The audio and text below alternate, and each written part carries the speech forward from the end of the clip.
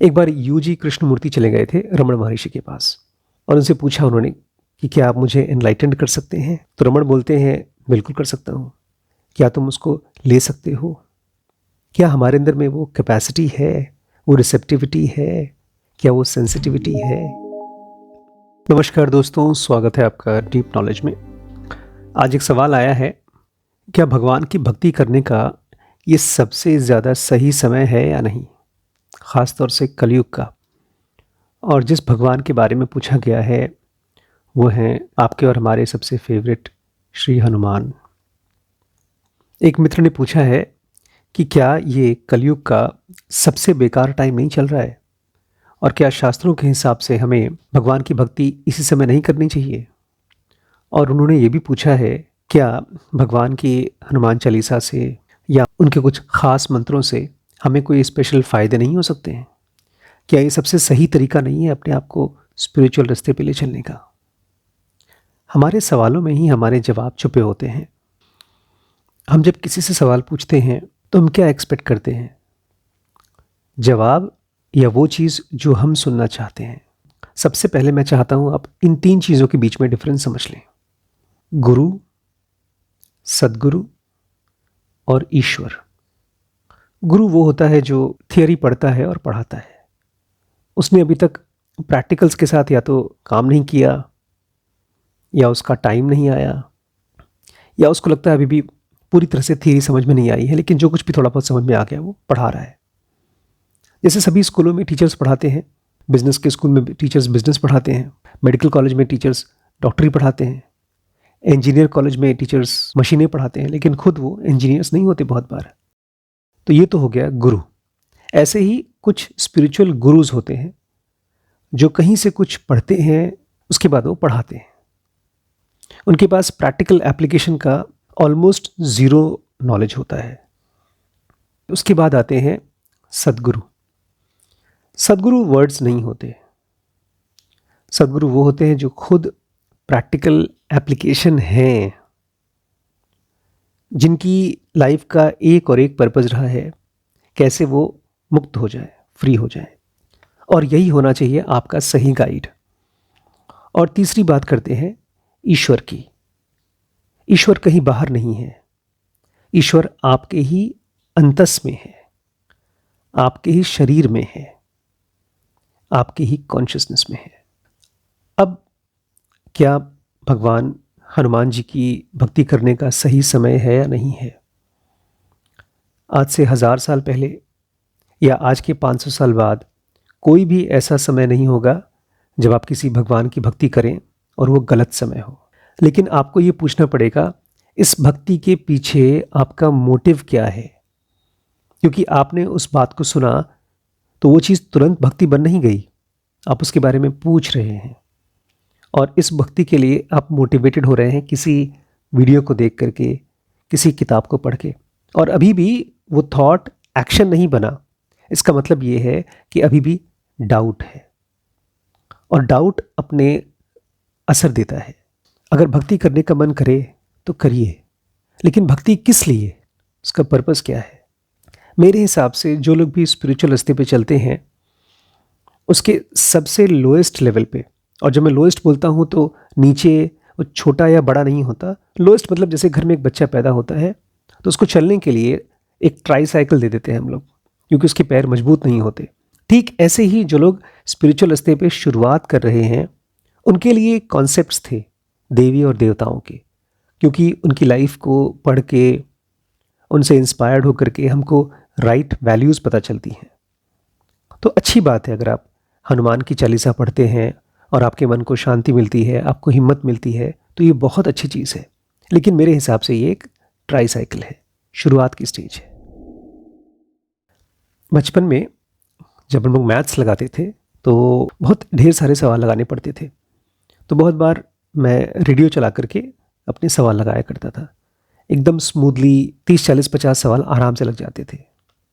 लेकिन वहीं पर जब कोई चीज़ पढ़ने की कोशिश करता था, कोई मुश्किल कॉन्सेप्ट पढ़ रहा हूँ या कुछ क्रिएटिव राइटिंग कर रहा हूँ, तब मैं रेडियो चला करके या टीवी चला करके नहीं कर सकता था।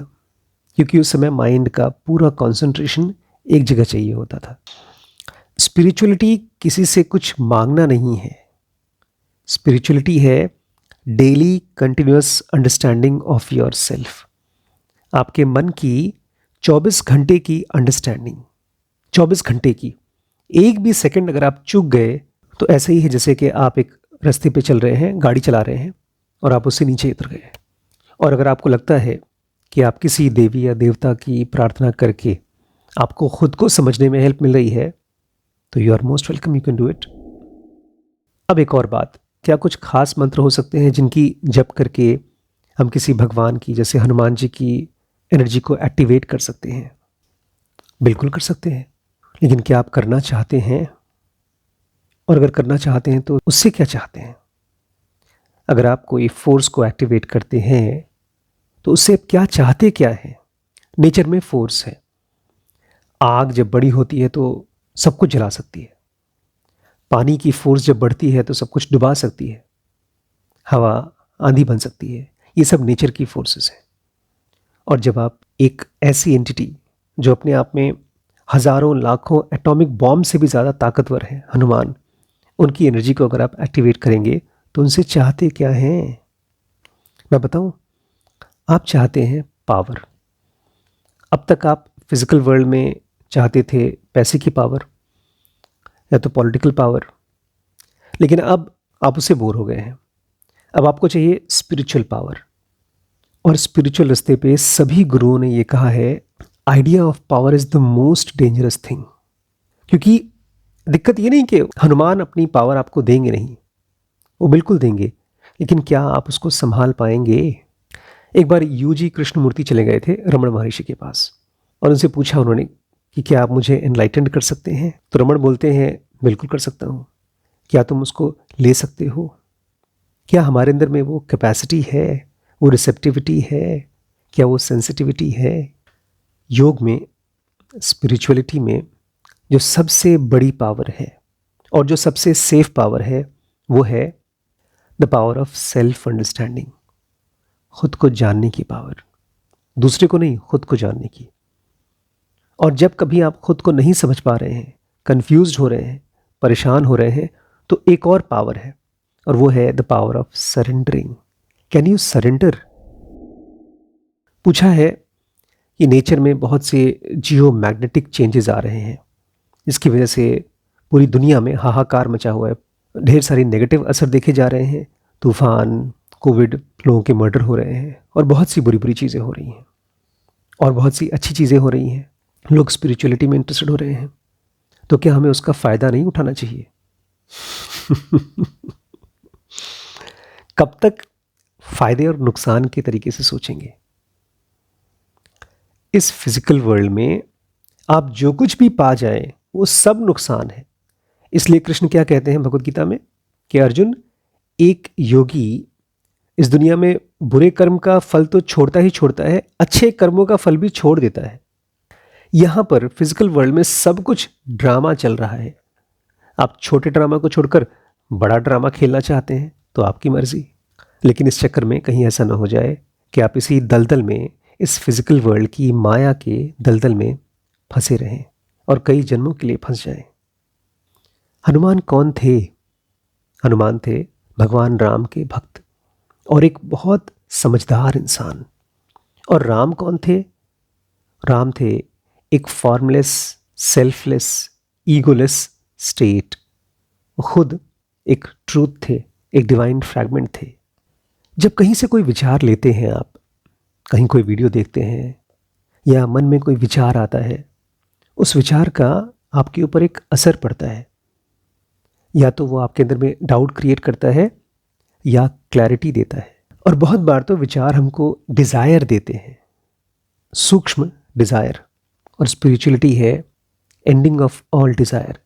स्पिरिचुअलिटी है अपने अंदर में निकलने वाले सभी डिज़ायर्स को पहचानना और उससे मुक्त होना। मैं चाहता हूँ एक बात पूछिए अपने आप से। आप स्पिरिचुअल रास्ते पे चल रहे हैं, आप जानते हैं कि आपको इस जीवन और मरण के चक्र से मुक्त होना है, पता है आपको ना? अगर ये नहीं पता, सबसे पहले यही खोजिए कि आखिर स्पिरिचुअलिटी क्या है। मैं फिर से रिपीट करूंगा, स्पिरिचुअलिटी किसी से कुछ मांगना नहीं है। भगवान राम से हनुमान ने कुछ मांगा नहीं। हनुमान रम गए, भगवान में रम गए। राम, लक्ष्मण और सीता कहीं बाहर नहीं थे, उनके ही हृदय के अंदर थे। तो एक सवाल पूछिए अपने आप से, क्योंकि यही सवाल भगवान श्री हनुमान जी ने अपने आप से पूछा था, राम ने खुद से पूछा था। योग वशिष्ठ में राम ने ठीक यही सवाल पूछा था। जब उन्होंने देखा दुनिया में इतना दुख है, इतनी इतनी मिजरी है, तो उन्होंने ये सवाल पूछा वशिष्ठ मुनि से कि आखिर कब तक चलेगा। उनका सवाल था, मेरा आखिरी जन्म कब आएगा, क्योंकि वो इस फिजिकल वर्ल्ड में नहीं रहना चाहते थे। उनके लिए पूरा का पूरा दुनिया, यहाँ पर चाहे कितने भी चमत्कार हो, शक्तियाँ हो, कुछ भी हो, उनको यहाँ से फ्री होना था। तो आपको भी पूछना होगा, can this be your last life? क्या आप चाहते हैं कि ये आपकी आखिरी लाइफ हो, या भी और लाइफ चाहते हैं? जब भी मौका मिले, be one with your knowingness and beingness. हमारे अंदर में एक नोइंगनेस है। जब फिजिकल बॉडी को आप देखते हैं, सुनते हैं, आप अपने सांस को महसूस करते हैं, तो एक तरफ तो बॉडी है और एक तरफ है नोइंगनेस, इस बॉडी को महसूस करने वाला, जो बॉडी नहीं है उससे अलग है। और वही थे श्री हनुमान। आप उसी के साथ होइए कुछ देर के लिए। अगर अंदर में कहीं से कोई दबी हुई इच्छा भी है पावर की, स्पिरिचुअल पावर पाने की, तो उससे बचिए। वो आपके रास्ते में ब्लॉक है, हिंड्रेंस है। एक बहुत सूक्ष्म क्वेश्चन है, अगर आप ये पूछते हैं तो आप रोज़ रोज़ अपने नज़दीक जा पाएंगे, अपने ही आत्मन के पास, अपने भगवान के पास। और जितना आप अपने पास जा पाएंगे, उतना ही किसी भी डिवाइन फ्रैगमेंट के पास, किसी भी देवी या देवता के पास जा पाएंगे। Ask what brought knowingness to the bodyness. अपने आप से पूछिए, वो कौन सी चीज़ है जिसने आपके अंदर की नोइंगनेस को बॉडीनेस बनाया। एक्चुअल जो रियलिटी है वो है केवल ज्ञान, हर चीज़ को जानने की शक्ति। इनफैक्ट उसको जानने की ज़रूरत नहीं है, बट फिर भी वो हर चीज़ जानती है और हर चीज़ से अलग है। उसी को कृष्ण ने कहा आत्मन, जो किसी आग से जलता नहीं है, तलवार से कटता नहीं है, पानी से गीला नहीं होता, हवा से सूखता नहीं है। वो एंटिटी आप है। और वो ये शरीर कब बनती है? हर रोज़ जब आप सोने जाते हैं, वो एंटिटी इस बॉडी से अलग होती है, और फिर जब सुबह उठते हैं तो इस बॉडी के साथ वन होती है। तो वो कैसे होती है, वो कब होती है, ये पूछिए और शांत होकर के महसूस करिए। फिर ये सवाल पूछिए और फिर इसको महसूस करिए। अंदर अंदर ये सवाल चलते रहे कि मेरे अंदर की नोइंगनेस, ये बॉडीनेस कैसे बनती है।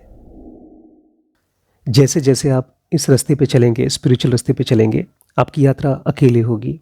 जो सबसे मेन काम आपका होगा वो होगा ट्रेसिंग योर ईगो। क्योंकि जो आदमी पूरी तरह से सेल्फ रियलाइज्ड हो जाता है, एनलाइटेंड हो जाता है, उसका अहंकार का एक भी कतरा बचता नहीं है। और जो लोग इस रास्ते पे भटक जाते हैं, वो लोग अहंकार को पूरा करने के लिए अलग अलग तिकड़म लगाते हैं। आपने वो कहानी तो सुनी है ना, गोरखनाथ और प्रभुलिंग की। दोनों एक दूसरे से जब पहली बार मिले थे, तो गोरखनाथ ने प्रभुलिंग से अपने बॉडी के ऊपर तलवार चलवाया कि तुम मुझे मारो और मुझे काट के देखो। तलवार उनकी बॉडी को क्रॉस नहीं कर पाई। और फिर गोरखनाथ ने जब प्रभुलिंग की बॉडी के थ्रू इस तलवार को चलाया, तो तलवार उनकी बॉडी के आर पार हो गई। इसका मतलब ये है कि गोरखनाथ में अभी भी कुछ ट्रेस ऑफ ईगो बचा हुआ था। प्रभुलिंग का ख़त्म हो चुका था। आपको अपने अंदर में अपने ईगो के ट्रेस को, ईगो के कतरे को पहचानना होगा। क्योंकि जब तक वो है, तब तक आप किसी भी तरह की भक्ति में हो, किसी भी तरह की समाधि में हो, आप निर्बीज स्टेट में नहीं जा पाएंगे। जो परफेक्ट समाधि है उसमें नहीं पहुंच पाएंगे। अगर कोई डिवोटी नहीं है तो कोई गॉड नहीं है। हमारे ईश्वर हमारे अंदर से बाहर निकलते हैं, हम उनकी प्रार्थना करते हैं और वो हमको आशीर्वाद देते हैं। ये एक फिजिकल वर्ल्ड का बहुत ही खूबसूरत गेम है, भगवान और भक्त का गेम। आपको अगर इसे खेलना पसंद है तो खेलिए, लेकिन ये जानिए कि क्यों खेला जा रहा है, मुक्त होने के लिए, फ्री होने के लिए। लेकिन मैं चाहूँगा आपके पास जितना समय है, रिमेन विथ योर सेल्फ।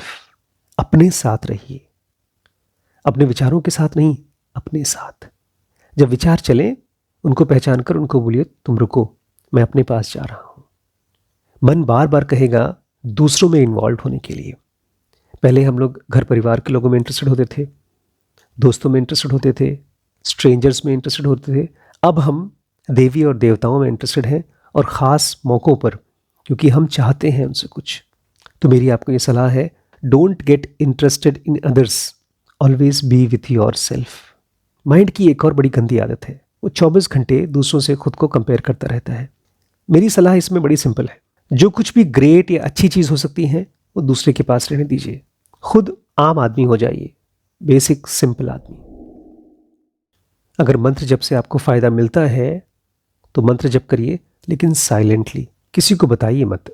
और अल्टीमेटली आपको पहुंचना है राइट कन्विक्शन पे, एक राइट बिलीफ पे।